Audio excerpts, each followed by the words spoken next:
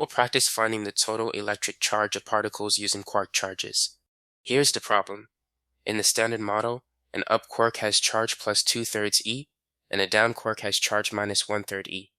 An anti-down quark has charge plus 1/3 e. Determine the total electric charge in units of e of A, a proton, which is U-U-D, B, a neutron, which is U-D-D, and C, a positive pion pi plus, which is U anti-D. First, find the charge of a proton, which is made of 2 up quarks and 1 down quark. Add the charges of the 3 quarks.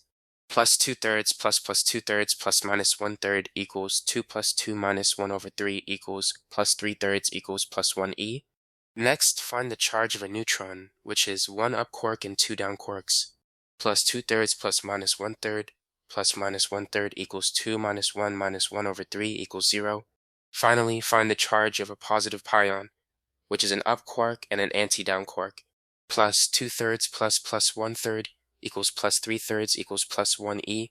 The total charge of a particle is the sum of its constituent quark charges, remembering that antiquarks have opposite charge.